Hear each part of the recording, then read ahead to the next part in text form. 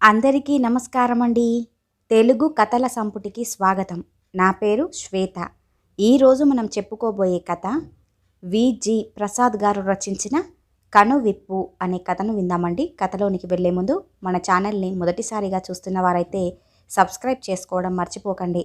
కథను పూర్తిగా విన్న తర్వాత లైక్ చేయడం, షేర్ చేయడం అస్సలు మర్చిపోవద్దండి. ఇంకెందుకండి ఆలస్యం, కథలోనికి వెళ్ళిపోదాం. ఉదయం 7 గంటలయ్యింది. సరోజిని వంటింట్లో హడావిడి పడుతోంది. కొడుకు కోడలు 9 అయ్యేసరికి ఉద్యోగాలకి వెళ్ళిపోతారు. ఇద్దరూ కాఫీ తాగుతూ టీవీలో వార్తలు చూస్తున్నారు. పొద్దున వెళ్ళిన కోడలు సునీత రాత్రి 7 దాటితే కానీ రాదు. చిట్ ఫండ్ ఆఫీసులో ఉద్యోగం. 3 బస్సులు మారి రావాలి. అందుకే ఇంట్లో పనులన్నీ సరోజినే చూసుకుంటుంది. అంతలో బయట టాక్సీ ఆగిన చప్పుడుకి ముగ్గురు కూడా గేటు వంక చూశారు. చేతిలో ఓ ఎయిర్ బ్యాగుతో టాక్సీ దిగిన నీలిమని చూసి ఆశ్చర్యపోయారు.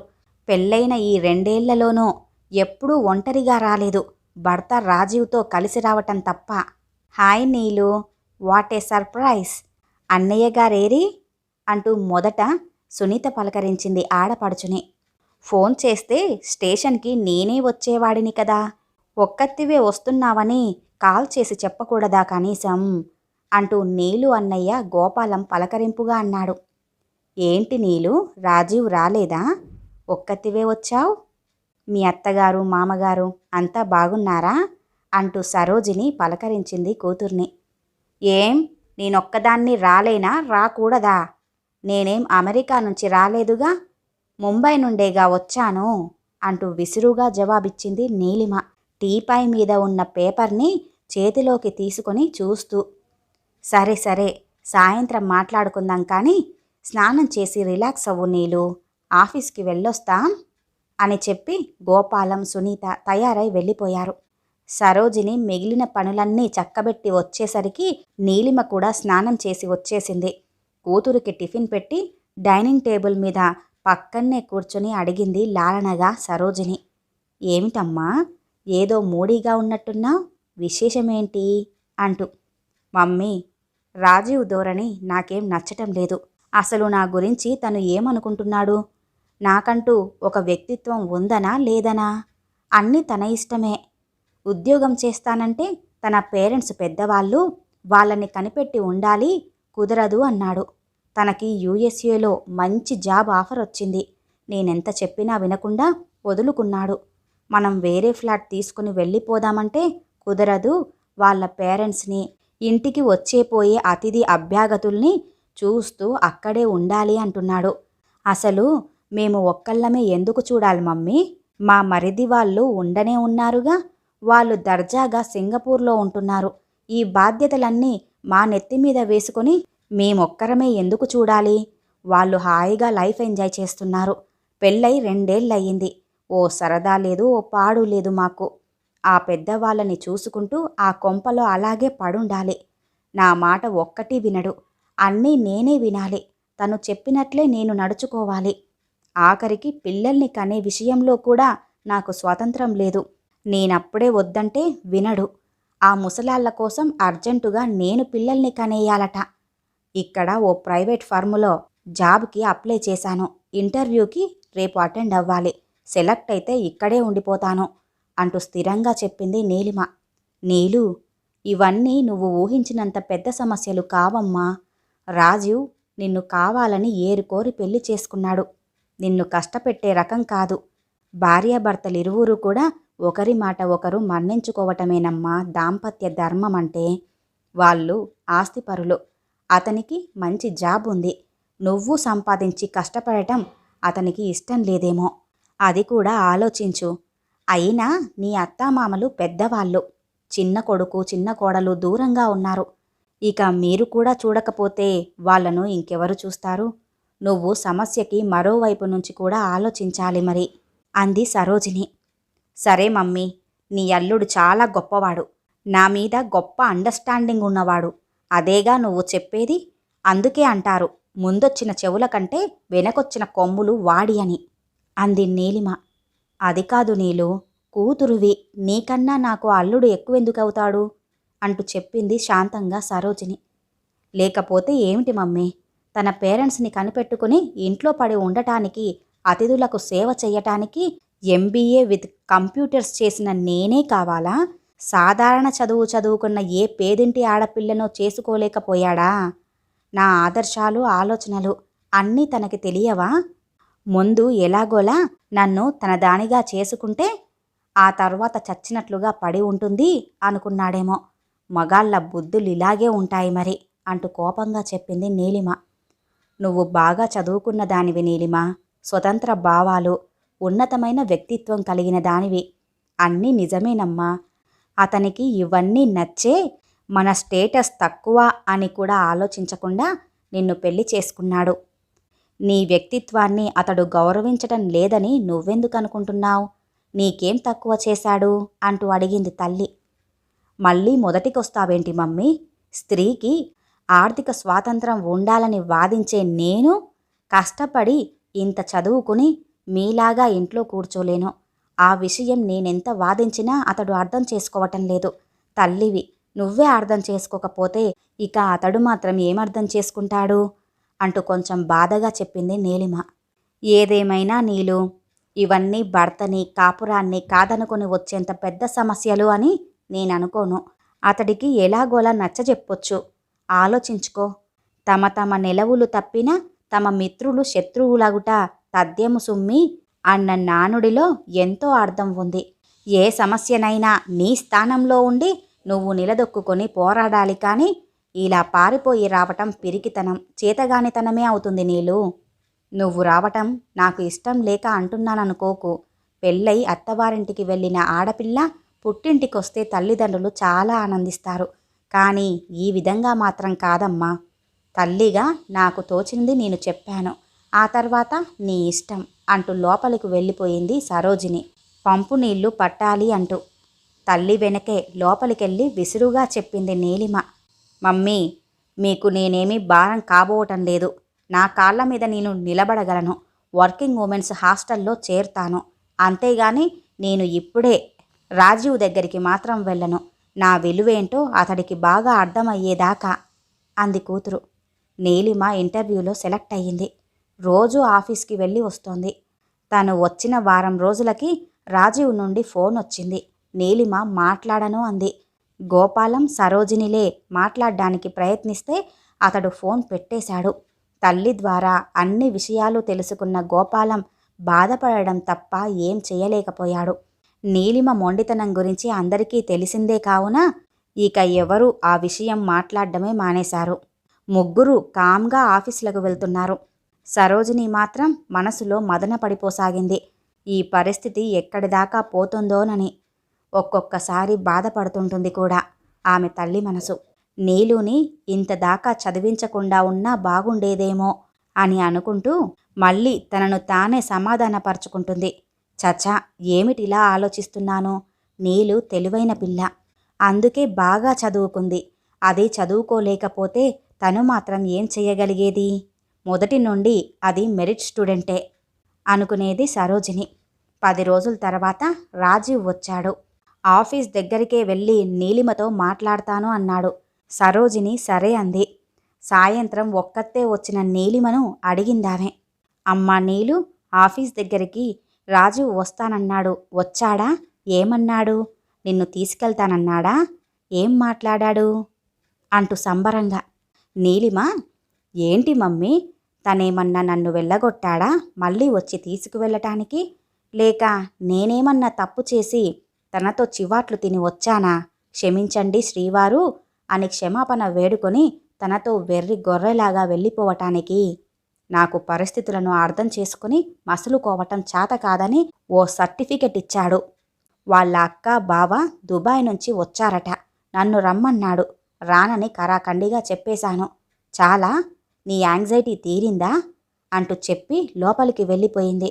డ్రెస్సు చేంజ్ చేసుకోవటానికి నీలిమ విసురుగా. నీలిమ మాటలతో అంతరంగంలో ఆందోళన పేరుకుపోతుంటే ఎదురుగా ఉన్న వెంకటేశ్వర్ల స్వామి ఫోటోకి నమస్కారం చేస్తూ అనుకుంది సరోజిని. భగవాన్, దీని కాపురాన్ని నువ్వే నిలబెట్టాలి తండ్రి. నేనేం చెప్పినా అర్థం చేసుకోవటం లేదు ఈ అమ్మాయి అంటూ. నీలిమ వచ్చి 6 నెలలు దాటిపోతుంది. ఏమన్నా మాట్లాడితే ఎక్కడ వర్కింగ్ ఉమెన్స్ హాస్టల్కి వెళ్ళిపోతుందో అనే భయంతో సరోజిని గాని కొడుకు కోడలు గాని ఆ విషయమే ఎత్తడం మానేశారు. సునీతతో కూడా గట్టిగా చెప్పాడు గోపాలం, నీలు ఫ్యామిలీ గురించి ఆమెతో ఏమీ మాట్లాడొద్దు అని. ఇరుగు పొరుగు మాత్రం నీలిమ గురించి ఆరా తీస్తూనే ఉన్నారు. వాళ్ళకి సమాధానం చెప్పలేక సరోజిని గుడికి వెళ్ళటం కూడా మానేసింది, బయట తిరగటం కూడా మానేసింది. అందరికీ ఏవో సమస్యలు ఉంటూనే ఉంటాయి, కానీ ప్రతి వాళ్ళు అవతలి వాళ్ళ సమస్యల గురించి అడిగి తెలుసుకోవాలనే చూస్తారు. పొరుగింటి పుల్లకూరలా పొరుగింటి సమస్య కూడా రుచిగా చెవుకి ఇంపుగా తోస్తుందేమో అనుకుంది సరోజిని. నీలు, నీ కాలేజ్ ఫ్రెండ్ సుమన ఉంది కదా, తను కనిపించింది ఈరోజు మార్కెట్లో. వాళ్ళాయనకి ఈ మధ్య ఇక్కడికి ట్రాన్స్ఫర్ అయ్యిందట. నువ్విక్కడే ఉన్నావని చెబితే చాలా సంతోషించింది. నిన్ను రమ్మని చెప్పి అడ్రస్ కూడా ఇచ్చింది. రాత్రి మళ్ళీ నీకు ఫోన్ చేస్తాను అని చెప్పింది. బాగా చిక్కిందే. ఎంతో బాగుండే పిల్ల ఎలా అయిపోయిందో.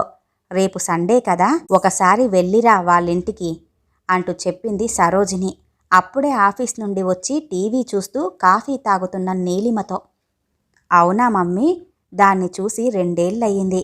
మ్యారేజ్ అయ్యాక తనతో కాంటాక్ట్సే లేవు. రేపు వెళ్ళొస్తాలే, నాకు చాలా బోర్గా ఉంది అంటూ చెప్పింది సంతోషంగా నీలిమ. కూతురి ముఖంలో ఈ కాస్తపాటి సంతోషాన్ని ఈ 6 నెలల్లో ఎప్పుడూ చూసిందే లేదు తల్లి సరోజిని. అవును మరి, హాయిగా భర్తతో కాపురం చేసుకోవలసిన ఈ చిన్న వయసులో ఈ పంతాలు పట్టింపులతో ఇలా ఒంటరిగా ఉండటం ఎంత బాధాకరం అనుకుందావిడ. అన్నట్టుగానే రాత్రి నీలిమకు ఫోన్ చేసింది సుమన, మర్నాడు తప్పకుండా ఇంటికి రమ్మని. నీలిమ మర్నాడు ఉదయమే సుమన అడ్రస్ వెతుక్కుంటూ వెళ్ళింది. ఎక్కువ కష్టపడకుండానే దొరికింది ఆ అడ్రస్. ఇద్దరూ కాలేజీ డేస్, ఆ ఎంజాయ్మెంట్స్ అన్నీ గుర్తు చేసుకుని ఆనందించారు. నీలిమ రాజుకి దూరంగా ఇక్కడ పుట్టింట్లో ఉంటున్న విషయాలు, దానికి గల కారణాలు వివరిస్తూ ఉంటే సుమన పెదవుల మీద ఒక భావాతీతమైన చిరునవ్వు కదలాడింది. నీలిమ సుమన పెళ్లినాడు చూసిందే సుమన భర్త శరత్ని. వాళ్ళ మ్యారేజీ క్యాసెట్ పెట్టి చూపించింది సుమన. అలా కబుర్లు చెప్పుకుంటూ లంచ్ చేశారు వారిద్దరూ కూడా. నీలు, ఈరోజుండిపోవే, శరత్ కూడా ఈరోజు రాడు. ఏదో 3 రోజులు ఆఫీస్ పని మీద విజయవాడ వెళ్తున్నాడు క్యాంపుకి. ఎల్లుండి గాని రాడు అంటూ చెప్పింది సుమన. అవును, ఎలా ఉందే నీ కాపురం? నువ్వేంటి ఇంత చిక్కిపోయావు? డైటింగా, దిగులా, లేకపోతే హెల్త్ ప్రాబ్లమా? మమ్మీ కూడా నీ గురించే చాలా ఆలోచించింది నువ్విలా అయిపోయావని అంటూ అడిగింది ఆరాగా సుమనని పరిశీలనగా చూస్తూ నీలిమ. అదంతా పక్కన పెట్టవే, ఇంతకీ ఈరోజు నువ్వు ఉంటున్నావా లేదా, అది మాత్రం చెప్పు ముందుగా అంటూ అడిగింది సుమన గట్టిగా. ఆ ఉంటానే బాబు, నీ కబుర్లు చెబుతావా లేదా? నిన్ను చూస్తుంటే నాకేదో డౌట్గా ఉంది సుమన. నువ్వు సుఖంగానే లైఫ్ని ఎంజాయ్ చేస్తున్నట్లుగా నాకైతే అనిపించటం లేదు. అవును, పొద్దున నువ్వు స్నానం చేసి టవల్ చుట్టుకొస్తుంటే చూశాను. మెడ మీద ఆ మచ్చలేంటి సుమన? పుట్టుమచ్చల్లా మాత్రం ఖచ్చితంగా లేవు. నా దగ్గర దాచాలని మాత్రం చూడకు అంటూ సుమనని పరిశీలనగా చూస్తూ చెప్పింది నీలిమ. అంతలో సుమన ముఖంలో నీలి నీడలు. నీలు, నీ అనుమానం నిజమే. ఇవే కాదు, తన పైశాచిక శృంగారానికి ఇంకా చాలా సాక్ష్యాలున్నాయి నా ఒంటి మీద. అవన్నీ చూసి నువ్వు భరించలేవో అంటూ బయట తప్పించి చూపించింది సుమన. ఓ మై గాడ్, అంటే నీ భర్త శరత్ అంటూ అర్ధోక్తితో ఆగిపోయిన నీలుని చూస్తూ కంటిన్యూ చేసింది సుమన. అవును, శాడిస్ట్. నాకు ఏ విషయంలోనూ దేనికి లోటు చెయ్యని మా ఆయన ఈ ఒక్క విషయంలోనే పశువులా ఎందుకు బిహేవ్ చేస్తాడో నాకు అర్థం కాదు. మాంసం తప్ప పులికి రుచించనట్లుగా నా కన్నీళ్ళు, నా రక్తం తన కళ్ళ చూస్తే గాని తనకి తృప్తి ఉండదట. బాధతో నేను విలవిలలాడిపోతుంటే అతడికంత తృప్తట. అది ఒక తాత్కాలిక ఉన్మాదం. మరుసటి రోజు ఈ మనిషేనా రాత్రి నన్నింత హింసించింది అనిపించేటట్లుగా బిహేవ్ చేస్తాడు. ఇంకెప్పుడు ఇలా బాధ పెట్టను అంటాడు. కానీ రాత్రికి మళ్ళీ మామూలే. మన చిన్నతనంలో మన పెద్దవాళ్ళు కాశీ మజిలీ కథల్లో చెప్పేవారుగా, నీకు గుర్తుందా? రాణిగారో రాజుగారో రాత్రిపూట రాక్షసుడుగానో పిశాచిగానో మారిపోతుంది అని. అలాగే తనని ఎవరైనా రాక్షసుడు ఆవహిస్తాడో ఏమో అనిపిస్తుంది. ఈ విషయం గురించి నా వాళ్ళ దగ్గర కానీ తన వాళ్ళ దగ్గర కానీ బయట పెడితే ఆత్మహత్య చేసుకుంటాను అన్నాడు. నా అత్తామామలకు అతడొక మంచి కొడుకు. నా వాళ్ళ దృష్టిలో నా పూజల కొద్దీ దొరికిన పుణ్యపురుషుడు. మా వాళ్ళకి తెలియజేయాలని నేను అనుకోను. నా పెళ్లి కోసం మా నాన్న చేసిన అప్పులే ఇంకా తీరలేదు. పైపెచ్చు ఇంకో కూతురు పెళ్లికి ఉంది. ఈ పరిస్థితులకే బీపీతో బాధపడుతున్న మా నాన్న నా కాపురం గురించి తెలిస్తే అస్సలు తట్టుకోలేడు.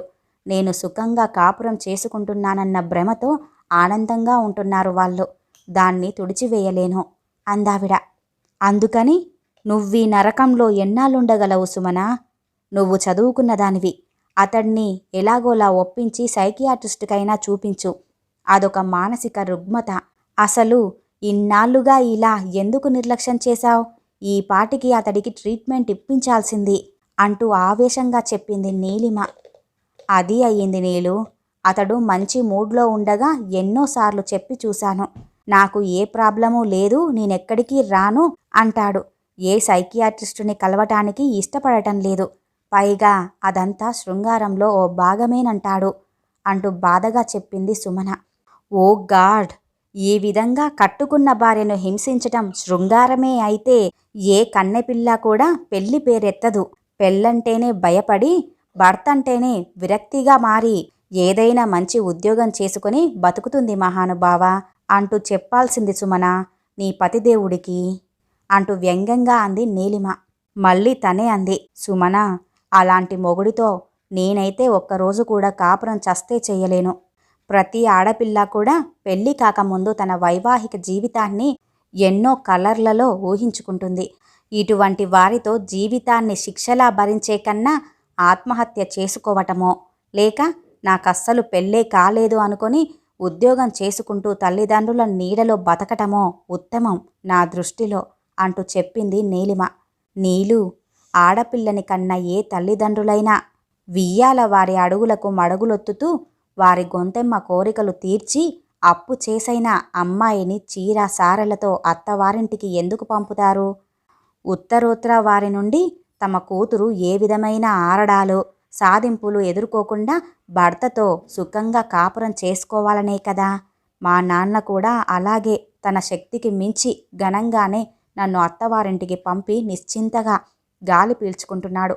ఇప్పుడు నేను గోడకు కొట్టిన బంతిలా కాపురం వదిలేసి నా పరిస్థితి ఇది అని వారికి చెప్పి వారి దగ్గరే చేరితే వారు భరించగలరా చెప్పు నీలు అంటూ ఆవేదనగా అడిగింది నీలిమ. ఇలా వాడి అలా అవతల పారేసే వస్తువులకు కూడా ఐఏఎస్ మార్కులు, క్వాలిటీ కంట్రోల్ బోర్డులు ఉంటున్నాయి. కానీ జీవితాంతం కలిసి బ్రతకవలసిన జీవిత భాగస్వామిని ఎన్నుకునేందుకు మాత్రం 10 నిమిషాల పెళ్లి చూపులు చాలు అనే మన సంప్రదాయాలనే అనాలి సుమనా. చేసుకోబోయే వ్యక్తి అలవాట్లు ఏంటి, అతని గుణగణాలు ఏంటి, అతడి మెంటాలిటీ ఏంటి ఏమీ తెలుసుకోనక్కర్లేదా? రోజులు మారాయి. ఇప్పటి ఆడపిల్ల అంత గుడ్డిగా తాళి కట్టించుకోవటం లేదు. కనీసం 1 గంట అతనితో ఏకాంతంగా పెళ్లి చూపుల రోజు నిన్ను మాట్లాడనిచ్చారా అంటూ ఆవేశంగా చెప్పింది నీలిమ. అవకాశం ఉంటే మాత్రం అతడి హ్యాబీసు, అతడి మెంటాలిటీ, టెంపర్మెంటు ఇవి తప్ప చేసుకోబోయే మగాడిలోని ఇటువంటి నైజాన్ని ఎలా తెలుసుకోగలం? అయినా 100 మందిలో ఒక్కరికి కూడా ఇటువంటి ప్రారబ్ధం పట్టదు నీలు. అందుచేత ఇదంతా నా తలరాతగా భావించి భరిస్తాను. అంతకంటే చెయ్యగలిగింది ఇంకేముంది అంటూ చెప్పింది సుమన కాఫీకి పాలు స్టవ్ మీద పెడుతూ. నా పాయింట్ నీకు అర్థం కావట్లేదు సుమన. కనీసం నువ్వైనా కొంచెం ధైర్యంగా అతడితో అన్ని విషయాలు మాట్లాడి ఉండవలసింది. మీ అన్నయ్యతో చెప్పినా 1 గంట బయటికి వెళ్ళి ఏకాంతంగా గడిపితేనన్నా కొంతవరకు అతన్ని స్టడీ చేయగలిగేదానివే కదా. అతడి ఈ ప్రవర్తనను, అదే ఈ షాడిస్టిక్ మెంటాలిటీని నువ్వు తెలుసుకొని ఉంటే ఈ పెళ్ళికి ఒప్పుకునేదానివేనా? కాదు కదా, నిజం చెప్పు అంటూ సుమన భుజం మీద చెయ్యి వేసి లాలనగా అడిగింది నీలిమ. 2 కప్పుల్లో కాఫీ తీసుకుని వచ్చి డ్రాయింగ్ రూములో కూర్చొని చెప్పింది సుమన. ఎందుకు చేసుకుంటాను? ఖచ్చితంగా చేసుకుని ఉండేదాన్ని కాదు. కానీ అదే అతడి నైజం మనం ముందే తెలుసుకోవటం అసాధ్యం కదా అంటున్నాను. మా కుటుంబం గురించి నీకు తెలియంది కాదు. నాన్నగారు ఎంత ఛాందస భావాలు గలవాడో నీకు తెలుసు కదా. అమ్మకి ఇంట్లో వాయిస్ లేదు. నాన్నగారు ఎంత చెబితే అంత. పెళ్లి చూపులకొచ్చినప్పుడు శరత్ వాళ్ళ బావగారు అన్నాడు, ఇద్దరిని ఏకాంతంగా మాట్లాడుకొనివ్వమని. నాన్నగారు అస్సలు ఒప్పుకోలేదు. అలా మాట్లాడుకునేదేదో ఇక్కడే మాట్లాడుకోవచ్చు కదా అన్నారు. ఈ కాపురాన్ని వదిలేసి నేను నా కాళ్ళ మీద బతకగలను వెళ్ళిపోయి. కానీ దానితోనే అన్ని సమస్యలు పరిష్కారమైపోతాయా? దానివల్ల నా కాపురం వీధిన పడ్డం తప్ప జరిగేది ఇంకేముంటుంది? నేను తీసుకున్న నిర్ణయం నా పేరెంట్స్కి ఎంత వ్యధను కలిగిస్తుంది అంది సుమన. అందుకని ఈ రాక్షసుడి చేతిలో ఇలా హింసలు భరిస్తూ ఎన్నాళ్ళు కాపురం చేస్తావు? దినదిన గండంలాగా. అతని దృష్టిలో మాత్రం అతను చాలా మంచివాడు. నిన్ను పెడుతున్న హింస అతడికేమైనా అర్థమవుతుందా? ఎలా అర్థమవుతుందిలే.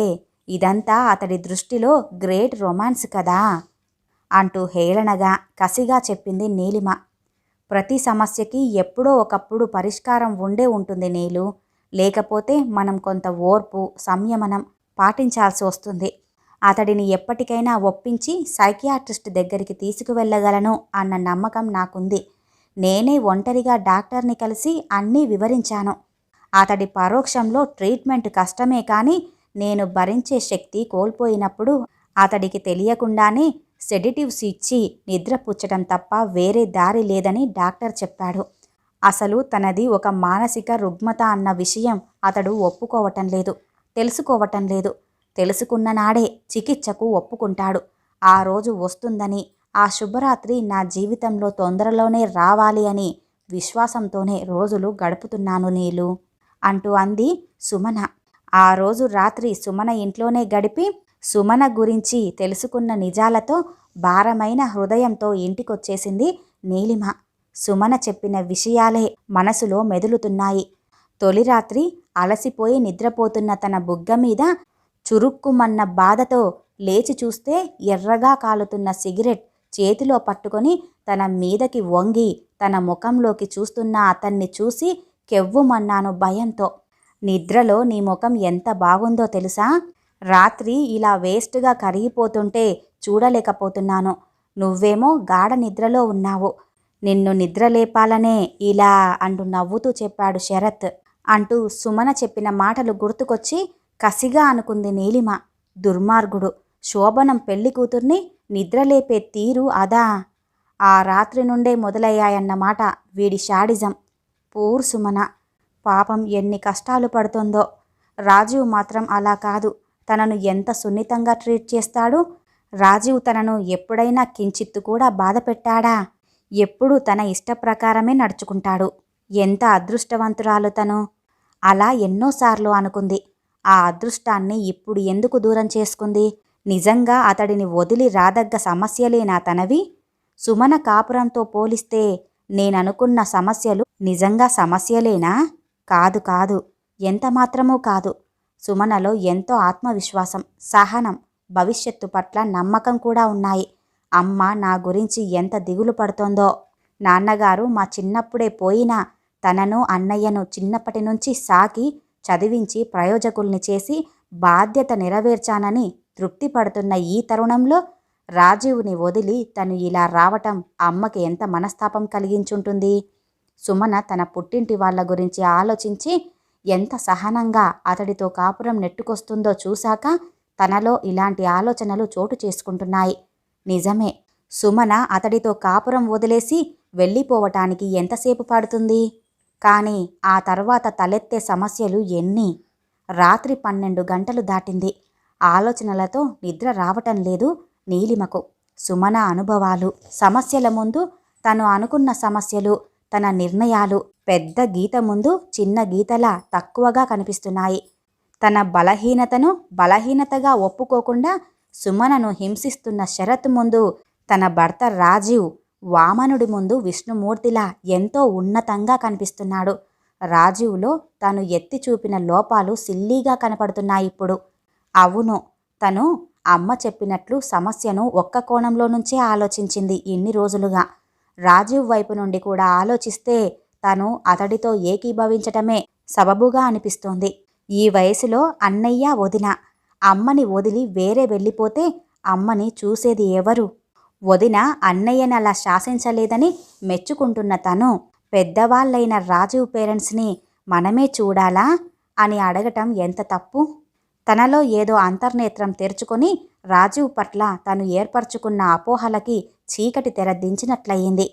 ఒక స్థిర నిశ్చయానికి వచ్చి హాయిగా నిద్రాదేవి ఒడిలో విశ్రమించింది నీలిమ. వారం రోజుల తర్వాత సడన్గా వచ్చిన రాజీవ్తో ప్రయాణమవుతున్న నీలిమను చూసి ఆశ్చర్యపోయారు సరోజిని, సునీత, గోపాలం. ఏమిటి బాబు ఇదంతా? 4 రోజులు ఉండి వెళ్ళండి. నీలు మాకు అస్సలు చెప్పలేదు బాబు మీరొస్తున్నట్లు అంటూ అడుగుతున్న సరోజినిని చూసి నవ్వుతూ చెప్పాడు రాజీవ్. మీ అమ్మాయినే అడగండి అని. మమ్మీ ఏం లేదు, మీరు సర్ప్రైజ్ అవ్వాలని చెప్పలేదు అంతే. వెళ్ళాక ఒక పెద్ద లెటర్ రాస్తానులే అంటూ చెప్పింది నీలిమ. ఫ్లైట్ టైం అవుతుంది, బయలుదేరుదామా అన్నాడు రాజీవ్ సూట్ కేస్ అందుకొని. ఎయిర్పోర్టులో అడిగింది సరోజిని. మరి జాబ్ సంగతేమైంది అని. రిజైన్ చేశానమ్మా అంటూ చెప్పింది నీలిమ. ఫ్లైట్ కదిలాక అనుకుంది సరోజిని. నీలుకి ఇంత త్వరలో కనువిప్పు కలిగించిన ఆ విషయం ఏమై ఉంటుందబ్బా అని. ఈ కథ ఇంతటితో సమాప్తమండి. ఈ కథ గనుక మీకు నచ్చినట్లయితే లైక్ చేయండి, షేర్ చేయండి, అలాగే సబ్స్క్రైబ్ చేసుకొని మన ఛానల్ని ఎంకరేజ్ చేయండి. మీ యొక్క విలువైన అభిప్రాయాన్ని కూడా చేయండి. ఇంత మంచి కథను మనకు అందజేసిన విజి ప్రసాద్ గారికి ధన్యవాదాలు తెలియజేసుకుంటున్నానండి. మరొక మంచి కథతో మళ్ళీ కలుద్దామండి. నమస్కారం.